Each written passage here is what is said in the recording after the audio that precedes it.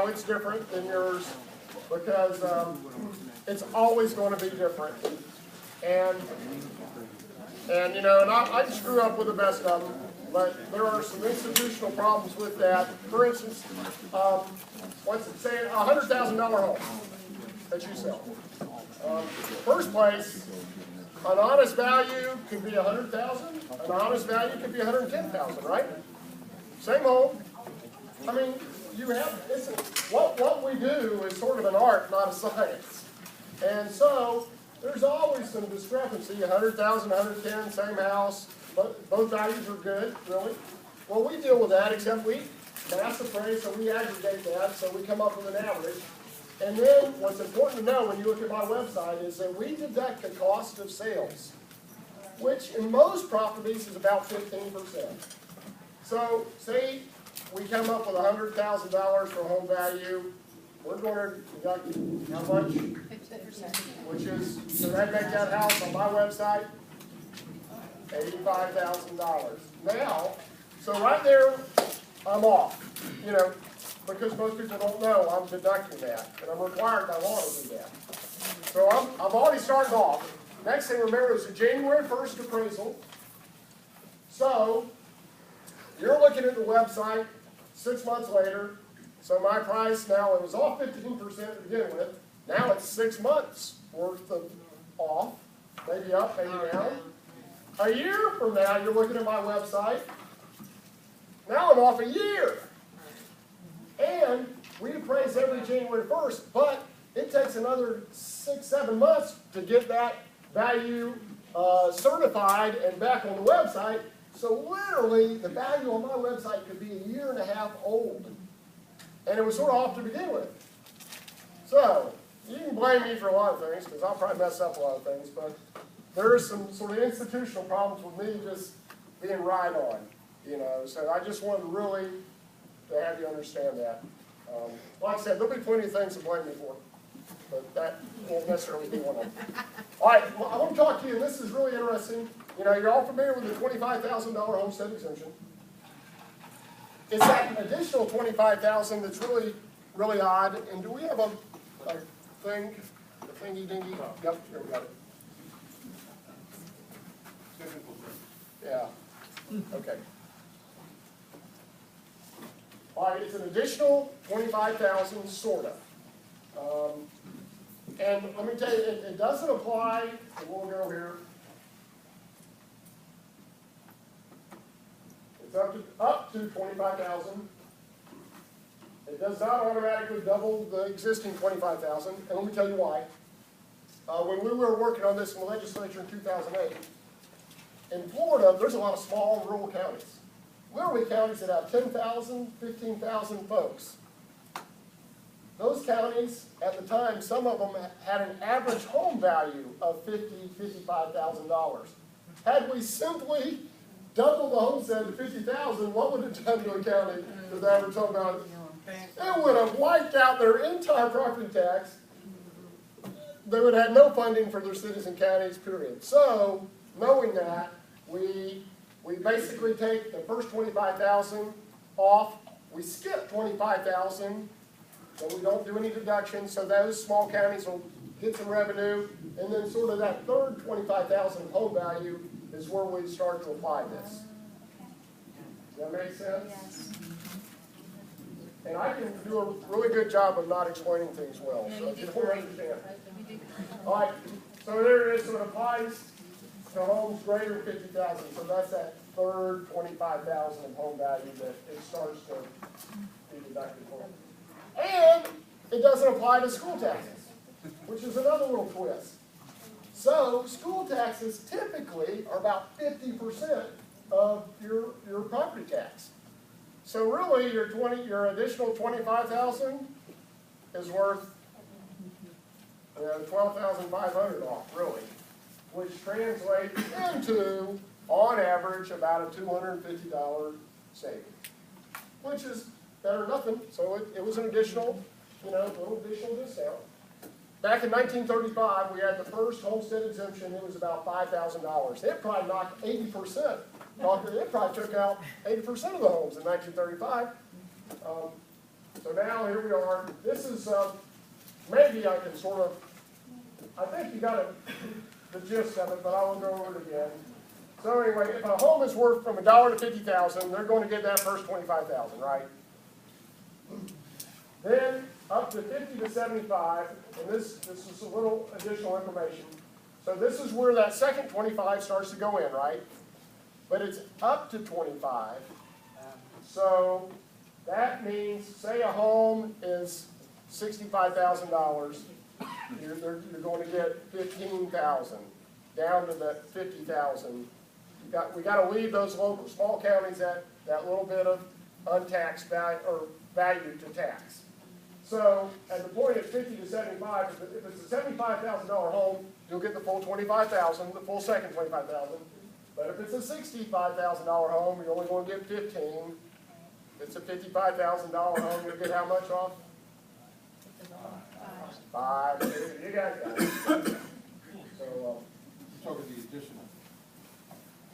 the additional $25,000, which doesn't apply, and that's why when you get, if you ever look at your trim rate, which is very confusing, and they'll have all these taxable values, and it's because, boy, some of it applies to this and some of it applies to that, and schools don't. It's crazy. So that's why most people just look, okay, what are my taxes? So, all right, and portability. Well, there we go. Michael, you're back up. I was quick.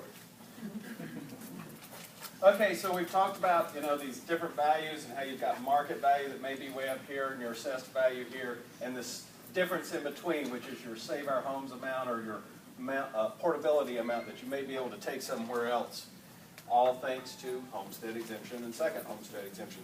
So we'll run through a couple of little scenarios as to how this actually works. So portability is the ability to transfer up to $500,000 worth of accumulated Save Our Homes benefit.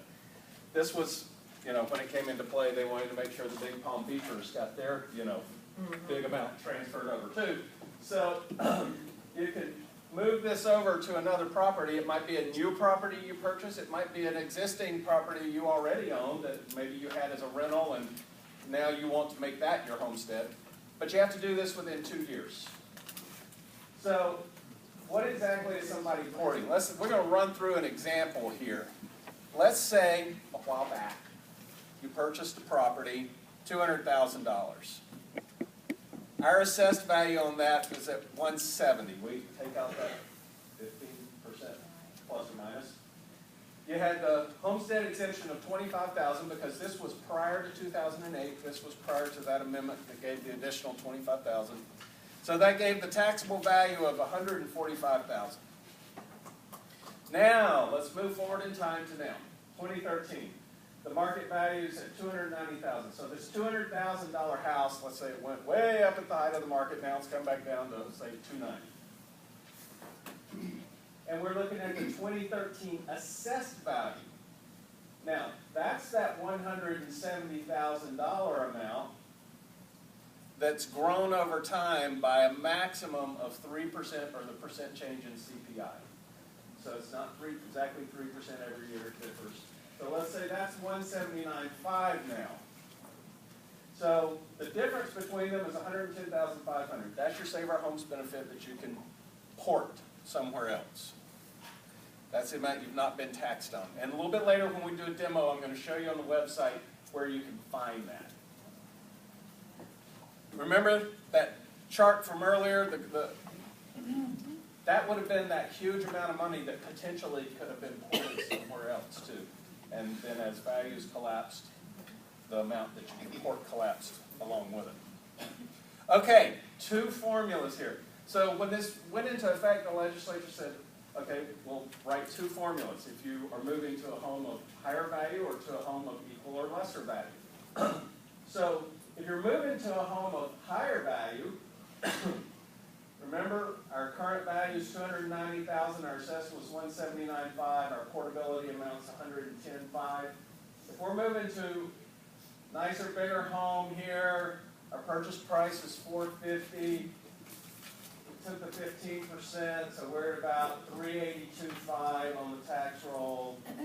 Now we're going to bring our portability over to our new house. All right? Drop that in, subtract our portability out, subtract out our first homestead, our second homestead, and we're now at a new taxable value of $222,000, all the way from $450,000 of our purchase price. Is that everywhere in Florida?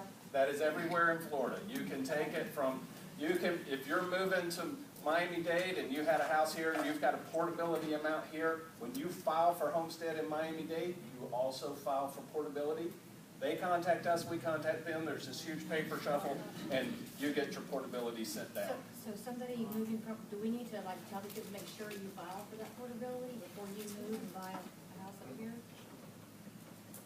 If you have a buyer that's moving here from another Florida county, I would, one, remind them, please don't forget to file for homestead exemption, and at the same time, file for portability, because you might have had something in your other county that can come over and provide you a savings.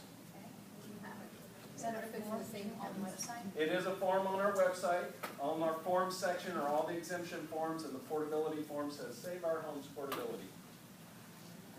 Okay, so moving up was easy. Moving to lesser valued homes is a little more complex. The legislature wrote this formula. So they said, just market value of new homestead divided by the just market value of the prior homestead and multiplied by the assessed value of the prior homestead. So that's 175,750 divided by 290 times 179.5 is going to equal the assessed value. So they created the formula for us. It says that's the number it's going to be. You got that, right? You don't have to. We built it into the computer system. So nobody has to sit there and manually calculate this stuff out. But here's how it kind of works. Again, we're back to our example. Only this time, notice I say that this is 38.1% of the market value. That 110,500 amount equals or is equivalent to 38.1%. So now when we move to a smaller house, let's say we're buying at 157,750. We're bringing our portability over now, our 110,500, but we don't get it all. We get 38.1% of our 157,750. We get the same percentage amount. But it's nice that you still get some. You still get something, you just don't get it all. So that equals our assessed value minus our homestead. In this case, it's both, so I just went ahead and put 50,000. And so our taxable value now is at 47,641 from 157,750. So now remember, How long do you have to live in the house? Is there a certain amount of time? there's no. It's just a matter of whether you have a benefit to move to another house, and you have 2 years within which to file and to transfer. Right. Okay, we're moving on to trims. Yesterday was a huge day for us in our office. The trims were mailed out yesterday, so you get home today. If you're a homeowner, you may have a trim notice in your mailbox. This is your proposed tax notice to give you a little heads up as to what would be coming in November. We've made some changes on the informational supplement, and so Mr. Baker is going to talk over that. That's the supplement that was also left on the table in front of you.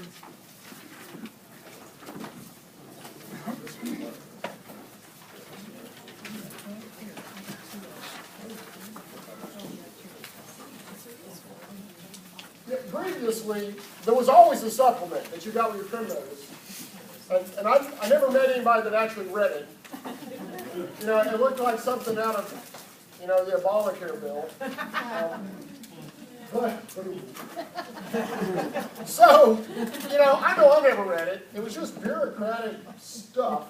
So, we changed it, and we added some colors and some pictures, and we tried to put it in a format that somebody might actually read. And they probably still won't read it, but at least we're, we're making them, giving them a chance. So anything like, attention new homeowners, don't forget to file for your homestead exemption. I think I mentioned automatic renewals. So we told the ag folks, don't forget, you're getting all, we're going to be doing automatic renewals, so you won't have to apply. The seniors, we're really trying to tell the seniors, hey, apply for this. If there's somebody in this county that is entitled to a legal exemption, I want them to have it. I want them to have it. And for these seniors, these are the low-income seniors, and if they deserve it, legally they all have it. So we mentioned it several times, trying to catch their attention. And then we'll be going over the new e-file for the homestead exemptions, the file online. We'll be going over that. And Michael is going to go over some of the cool things we've done to our website. Real stuff, real good stuff. Good for consumers, good for you, good stuff. And now I'm going to go over just real quickly millage rates, just to give you a little understanding of this when you see it. Has anybody heard of the rollback rate? You ever heard of rollback rate? Anyway. All right. Millage is the previous millage 12. The state mandates what's called a rollback rate. And what that is it is what millage rate would they assess now to bring in the same amount of dollars. So it would be a revenue neutral millage rate. Not raising taxes, not lowering taxes. Rollback is what would bring in the same amount. Now, in the old days, when values were going up, normally the rollback rate would be a reduced millage rate. But in this case, in the crazy times we are, sometimes the rollback rate is a larger millage. But what's important to know is this little thing right here, proposed change to rollback. If it is a negative amount, lower than the rollback, that meant that entity, in this case the county or the school, actually in real dollars reduced taxes for the property tax portion anyway. So the county adopted a lower, less than rollback rate, which means less dollars. The schools did the same. Where you see a city has a positive number, that is a percentage increase over last year's millage, which represents an increase in taxes. So bless Fruitland Park's heart, they decided they're going to raise taxes 26%, Claremont 20%. The only thing in defense, particularly Claremont, is look how low their millage rate has been compared to everybody else's. So they really held their, so I don't want to throw anybody under the bus too badly. But, so all those represent an increase. Those people, their tax bills are going up.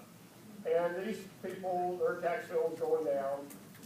Unless they've added some sort of garbage fee or other fees, which they do a lot. And that's the only different story.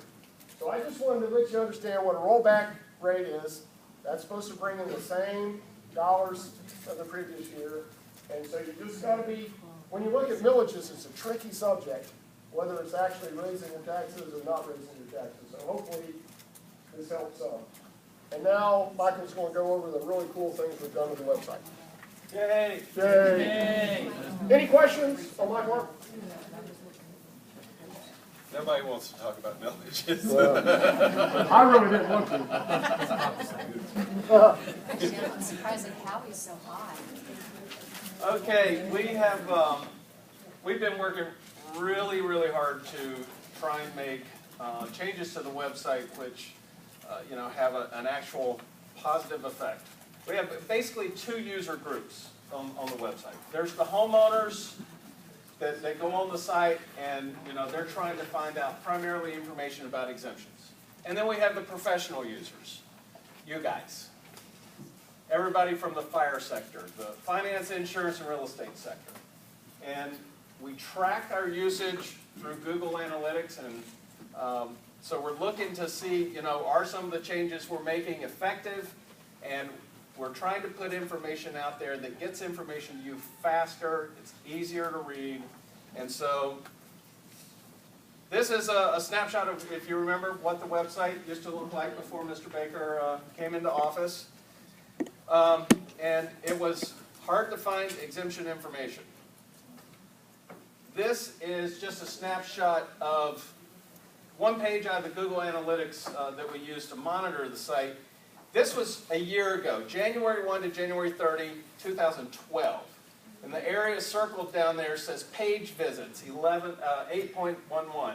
And average duration on the site, 5.43 minutes. So, and this shows you, you know, like, this is, you know, Saturday, Sunday, boom, Monday, ding, ding, ding, ding, ding, Saturday, Sunday, Monday, you know. The analytics on this are really great because you can see where your traffic is coming from. It comes from almost every country around the world. And it tells us the devices that it's coming in on. So we know if we start to write applications down the road, we have to be sensitive to certain type of devices. And we know that our mobile device usage is picking up monthly. It is increasing monthly. So on our long-term project plan, one of the things we do want to do is to have a more streamlined site for mobile devices, smartphones. It's in the big picture plan. Here it is, same time frame this year. We've reduced the number of average page visits to 7.24 and reduced the time to 5.5 minutes.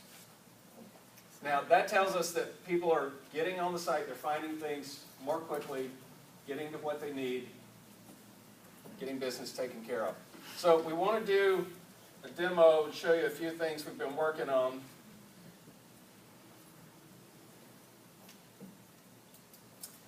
Remember the old page? The old page.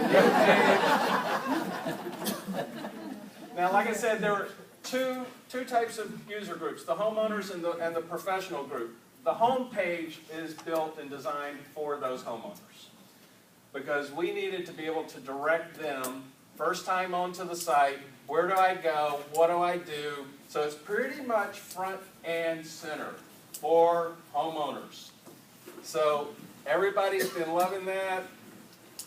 We have reduced our phone calls into the office about exemptions and everything because they click there and the first thing it does is it takes them to homestead exemption. Here's the PDFs for all the applications, you know, explains everything.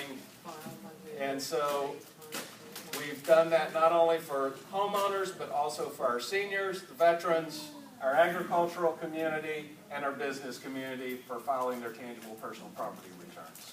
So we want to get them straight to the information and reduce the amount of time that they're calling into the office saying, how do I find this? The other thing we did was over on the left-hand side, we expanded this, created a lot more information here. Is your sales search tied to MLS? No, it is not. It's her question is our sales search tied to MLS? It's based purely off all of the transfers that we record, everything that's recorded in the clerk's office. Okay. Additional information that we've put here, that tax and millage data that he was just showing you with the millage rates. Hopefully by tomorrow the webmaster will have that posted out here under this section. So if you're curious about that color-coded chart with all the millage rates, you should be able to find it here. For you all, this tax estimator, how many people use the tax estimator right here on the left-hand side? Some of you do. I do want to rewrite this. It's a very good estimator, but it was written in 2008 when all those new amendments came into play. And so it's written from the perspective of, here's an estimate of your taxes with both homestead exemptions, and here's an estimate of the taxes the way it would have been with just one homestead. We're so far down the road from that now that we need to just kind of do away with that one thing and just say, here's your estimate. But it does provide a very, very good estimate, and it takes into account, back in the background, it's running, it says if you've plugged in your portability number from another county or so, it takes that into account. It's taking into account both of the homestead exemptions dependent upon the value, or a single homestead exemption dependent upon the value. So the estimate on this we believe to be pretty reliable, and it takes into account the millage rate specific to the jurisdiction that you say, this is the house I'm buying in. And Mary uses it. She has to estimate taxes on all her closings. So, it works for you? Oh, yeah, it does. Yay. A lot of people want to know what their taxes are going to be, you know, are they, oh, I think it's kind of high right now, you know, and I just tried to, well, let's look at tax estimator and see what your taxes may be after you close, and that helps. Another thing we've done is on the forms page, we've greatly enhanced this page here, so there's every kind of form you can imagine for every exemption, agriculture, conservation, real property, tangible personal property, all the value adjustment board petition forms, confidentiality forms, and very few people qualify for confidentiality under the statutes. You pretty much have to be a judge or a police officer or a sworn official.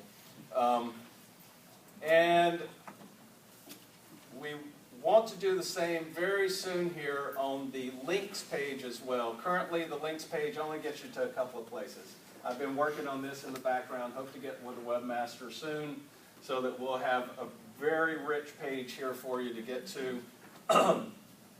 All of the Value Adjustment Board information is here. It actually links you over to the Value Adjustment Board site. The main thing you guys hit, though, you're using the sales search. How many people have used the new Excel file download that's on here? Anybody use this? No? Okay, I'm going to do a demo for you here real quick because you can get a lot of information off of this. When you click on here, there's two files. One is all of the transfers in 2012. The other is 2013 from January 1 to current date. I've already downloaded it on this desktop, so I'm going to open it up. Okay. When you use this portion right here to do a search, let's say subdivision name, Lakes of Mount Dora, all right? To me, it's best to leave it wide open. Don't use so many restrictors. Just leave it wide open and get the most results you can, and then you can decide which ones are the best. So you can put in a date range, though, if you want to, and that does help. So, you know, this gives you 6 or 7, 8 columns of information here, right? And that's it. Doesn't give you much more. This spreadsheet, this Excel file, gives you, I think, about 60-something columns of information. So you've got detailed information on the land descriptions, vacant or improved, the jurisdiction, millages, sale price, sale date, sale document, links you over to the deed. You've got building types, baths, half baths, subdivision names, owner names, mailing addresses. You've got pools, air conditioning, fireplaces, everything that you would want to search and sort by. So with very limited amount of Excel skills, you can take this and do some really cool things with it. For example, let's just say real quick, let's take jurisdiction. I'm going to go up here to the sort button. I'm going to sort A to Z, sort it. Okay, so now everything is sorted, starting with Astatula. All right, let's just go down to Mount Dora. All right, so we're in our Mount Doras, and over here you've got detailed land information, whether it's commercial, office. What you could do from there, let's say you were looking for canal lot, single-family residential properties in Mount Dora. Grab your Mount Doras, throw them onto another page, then sort them by this other column in, and then grab all the ones that are canals, canal lots, and then you've got all the sale information there, you've got all the square footage information. So you can do all kinds of things with this spreadsheet. If you're a business, or let's say you've identified a subdivision you want to target, there's subdivisions in here. So you could do a mailing to those people that recently purchased in that subdivision. You own a chimney sweep company. It tells you if it's got a fireplace or not. Grab the names, grab the subdivision, grab the mailing addresses, convert it over to mailing addresses, print it out on mailing labels, and boom, you're done. If you're a pool company, whatever. If you're a realtor and you want to target somebody that's purchased property, there it is. We possess, in my office, we possess just an incredible amount of data. And before we didn't share it. Well, if we have it, I want to share it. So we're putting all this stuff out, and I think to the business community, I think it'll be an incredible value. I mean, we want to help folks. Everybody's taxpayers, including our business folks. So everything that I have in my office, we're trying our best to just get it out there and be a resource. Come to my website, and I want to help your small business. And this is the kind of stuff that's going to make a difference, I think. So. Now, one of the main things, as a professional users, you all are usually going straight to the property record card. Most of you probably have this search page bookmarked. You go right to this page, bypass the home page. Although if we start adding information on that home page, you're going to miss it. You know, so just warning. Anyway, so we go here. Let's do a search here for a moment.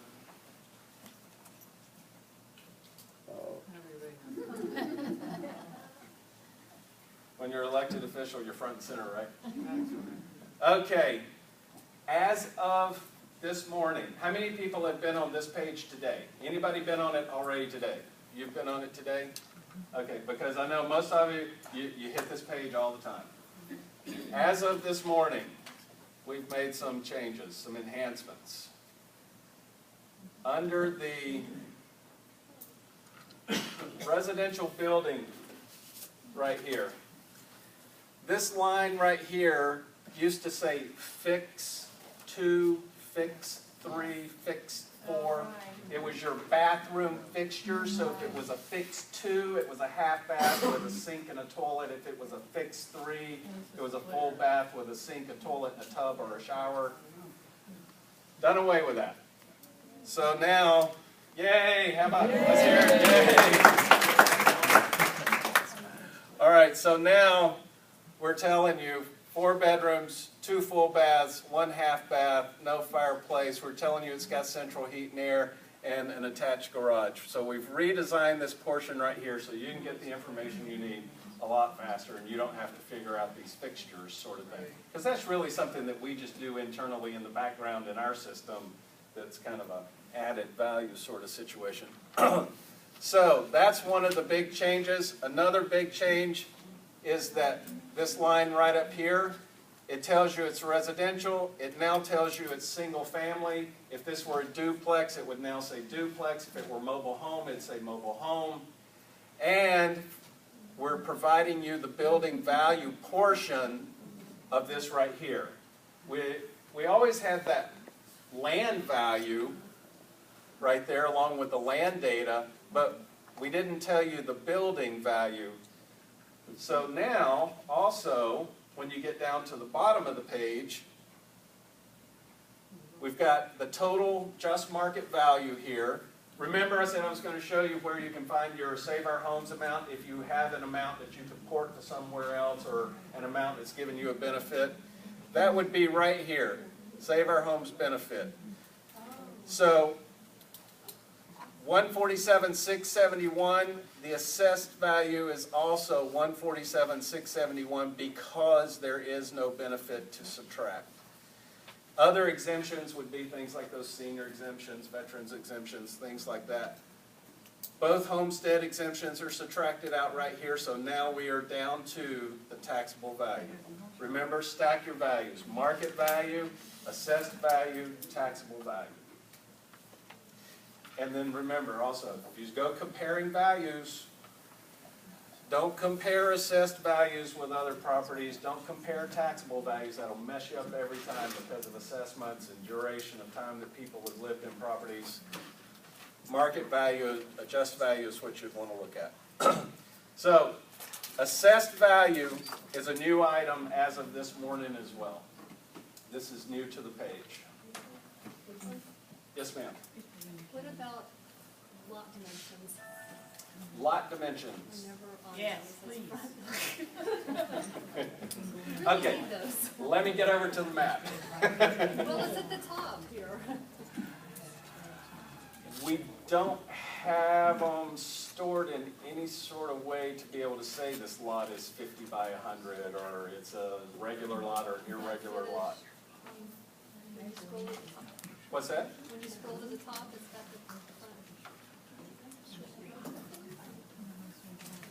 Down a little bit, there you go, frontage of the lot. Actually, what that frontage, there's different methods that we use in the mass appraisal process to value land. It could be assessed on a lot basis or unit basis, saying this entire lot is equivalent to this lot. It could be assessed on a square footage basis or an acreage basis, or it could be assessed on this older methodology of frontage and depth factors.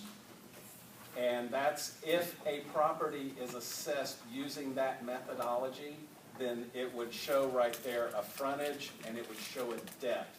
That depth is not necessarily the depth of the lot. It could be related to a factor. Neither is the front. The front, Having the front wider than the back, for example. could right, offset the that. frontage may not necessarily equal the front footage of that lot either.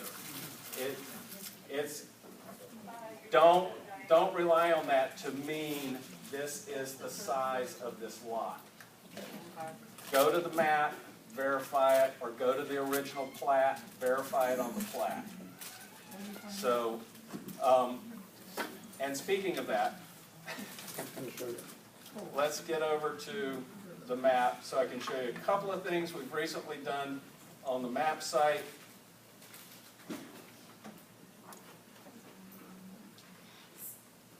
One is it automatically goes to the map. Correct.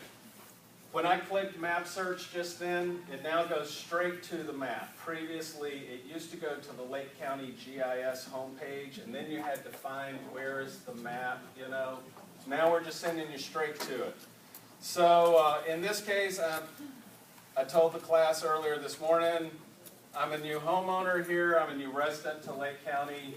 I've been in Florida for 23 years now, but I don't have my feelers out in Lake County too well, except for the area that I just bought in. So I'm going to zoom in up there.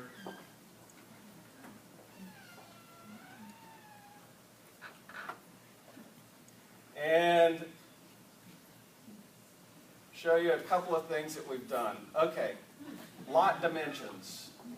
This is one place you can turn to for lot dimensions. You know, and if... Is this IMAP? No, this is not IMAP. This is Lake County's GIS map. This is the map that we, as the Property Appraiser's Office, will now be taking over the production of. Now, IMAP usually buys property appraisers' GIS data and then just reprojects it. So up here is in the right-hand corner. This is your layers of information. If you don't want to see the boundary dimensions, just click that layer off. If you don't want to see that alternate key parcel number in the middle, just turn that layer off.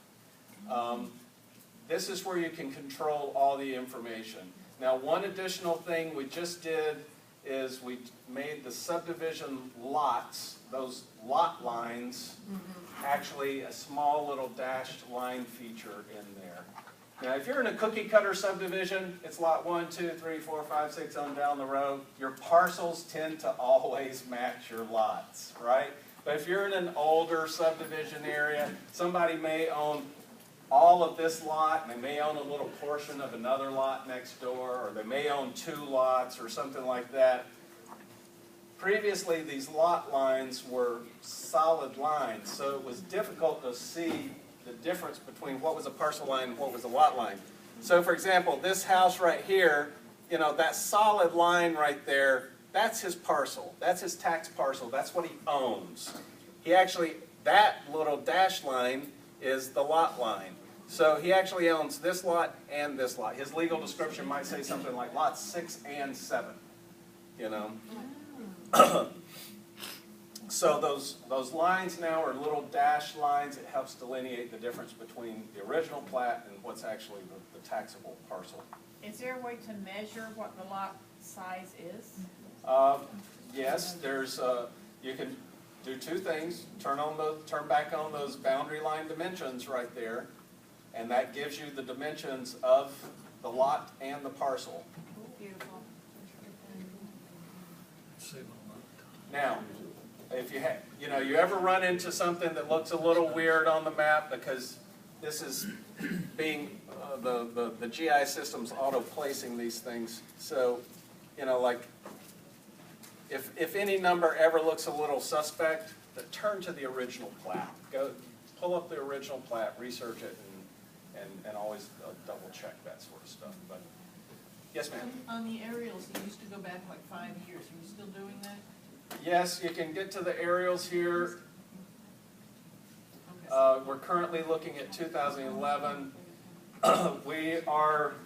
Baker is hopefully, not only did we save a little bit of money on our trims and a little bit of money elsewhere, hopefully we just saved about $175,000 on some new free aerial imagery. The Department of Transportation is going to be flying some new imagery for us this December, January timeframe.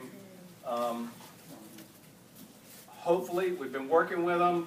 We're trying to get confirmation that in the urban areas, in the Mount Dora, Eustis, Tavares, Claremont, all the major urban areas, that they will be flying that at what's called a 6-inch resolution. What you see right here is 12-inch. See how you can see what it is, but the lines on the edge of the house are not totally crisp and clean and clear and everything. If I turn that 2011 off and I go back to 2008, see how much cleaner and crisper that 2008 image is? That's a 6-inch pixel resolution image versus the 2011, which is 12. So it's just a little tighter, a little crisper, a little cleaner. So hopefully we'll have that coming. Hopefully we'll get a product we can get rolled out maybe late spring or early summer or so. It all depends on how quickly the Department of Transportation can process that imagery and get it to us. They like to take the photos during the winter when there's not as many leaves on the trees as well. So you get even a better photo. Yeah, the clouds are very. And less clouds. Right, much less clouds, really crisp, clean skies typically during December here. So that's the time they prefer to fly. Okay, we're going to hop out of this. Get back to our demo. Can I ask a question real fast? I noticed that your map says county, so is there a separate one for city? And when it comes to zoning, do they have two different ones too? Some of the cities have their own GIS departments, and if you, in that layer of information on the right-hand side, there's a layer for zoning there. It currently only displays county zoning. That's one of the things that hopefully down the future we can build a relationship to say, okay, all you cities, can we start sharing some data here and get your zoning information and display it geographically on the map, as well as one of the big projects that we want to tackle down the road is having zoning information available on the property record card for us. That's going to be a huge challenge for us because there hasn't historically been a tie-in. Is that tied to the permit department? It's tied to lots of different departments. So we have our hands full there in coordinating all of that and being able to get it imported in and then link it some way. Now, on the property record card, like I say here, let's get to sort of, okay, here's kind of what's in the works. We're currently, the county is working on a homestead e-file application for us to have online. And I say the county because, as Mr. Baker said, we have 39 employees. We don't have a web programmer. We don't have a GIS programmer. We have no internal programmers. Robbie coordinates all of our data and our data is stored in hundreds of different tables of information, coordinates all of that with the county's programmer. County has basically 1.5 programmers, and they're slammed with projects. They've been incredibly accommodating to us. They made all these changes on the home page so far. They've done all these changes on the parcel record page so far. And they started the development of a really, really nice online homestead application for us. We got the kind of the front end built. We do a search, same way that the search currently works. And then when we start asking some very simple questions, have you or your spouse received a residency-based exemption on any other property? Did you have homestead exemption last year? Just these questions are basically yes or no. Depending on how they ask the question, other questions pop up. Then we'll be able to pull that in on the backside and save a lot of man hours from taking handwritten applications and having to re-enter it into the system. Orange County has about 70% of their homestead exemption applications filed online. 70, we have 0. So I tell people, I don't know if we can get to 70%, but I know we can beat 0. Exactly. So this is one of the projects we're working on, and this would, of course, once we do this, once we get this rolled out, there's some other things that we can do in coordinating with you all. Then you just say, remind your clients, don't forget to file online. As soon as the property appraiser is going to send you a letter and tell you file online, pay attention to it, sort of thing. Here's some other near-term and long-term items we're working on. Near-term, I want to clean up a lot of the drill downs. Currently, the website is still full of little hidden rabbit holes. You can click here, and it takes you there, and you click here, and next thing you know, you've drilled down so far, and it's a lot of it's still old information that we've cleaned up now and put in other places. So we just need to clean up some of those drill downs, make the site much easier. All of those amendments, I want to get a detailed amendments page out there. We really want to work on enhancing that links page. One of the things we want to do is add a little button on the property record card so that anybody could report an update. Let's say you're at a property, you've got your tablet device, and you see on our property record card that the bedroom count says 0. Which that happens sometimes because of an old data conversion, and the data didn't convert very cleanly. So there are still some property record cards where the bedroom count says 0. So you could be right there and go, yeah, that's not right. Update information, bedroom is 4, it shoots us an email tied to that parcel. You're there at the property, you counted it, you know what's there. We rarely ever get inside a property. Most of the time our appraisers are estimating bedroom counts based on the size and shape of the windows and the size and shape of the smaller windows for bathrooms. That's how the older houses were added to the roll, because you didn't get in the, you're measuring on the outside, you never got in the house. So We do outside, we're doing appraisals from the outside. We're not going inside, nor would people want us to go inside. Right. You know what I'm saying? And the way we do mass appraisal, whether it has if we're off a bedroom or a bathroom, it really doesn't make a big difference to us. So we'll sort of take your word for it. right.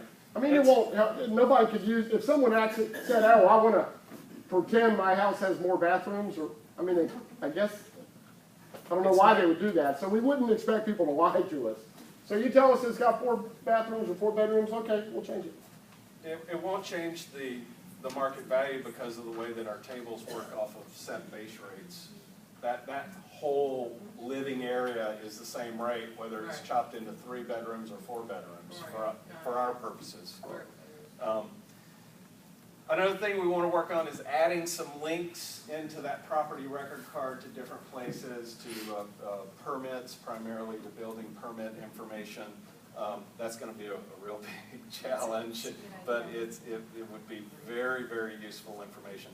Long-term, we want to enhance that sales search page, basically rewrite the sales search page so that you get a whole lot more information and you would be able to download your results right then and there or view all of the results on the map.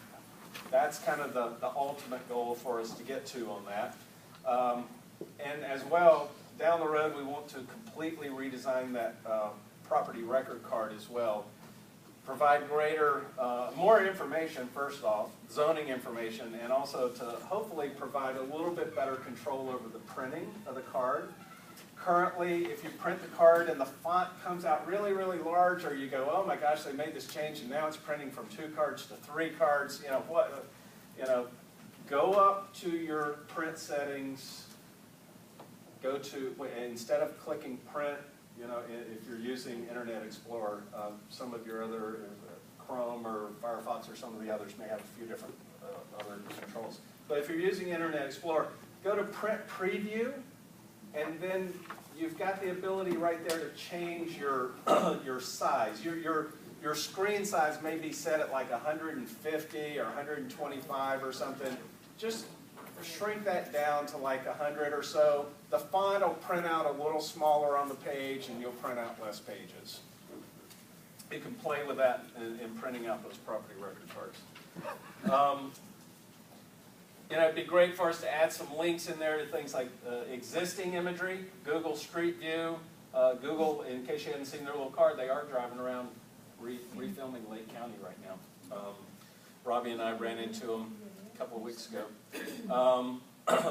There's oblique imagery on Microsoft Bing, and as I already said, we want to work on streamlining the site for a mobile device down the road as well. Now, we got one thing to sort of plug here. This is something that another county just implemented with their local board of realtors in the MLS in Santa Rosa County, so take it away. And this is an in conclusion, so here we're getting at the end. We timed this a lot better for you guys than the last group. Okay. All right, Santa Rosa Property Appraiser partnered with their local realtor association, and we're able to share some data and most importantly, drive more traffic to the realtors. It's all about you guys. We got 1 million hits on our website every year. Folks that ought to be, seeing what you do. So what they've done is the MLS, the Local Realtor Association Partnership MLS, those GIS layers and stuff.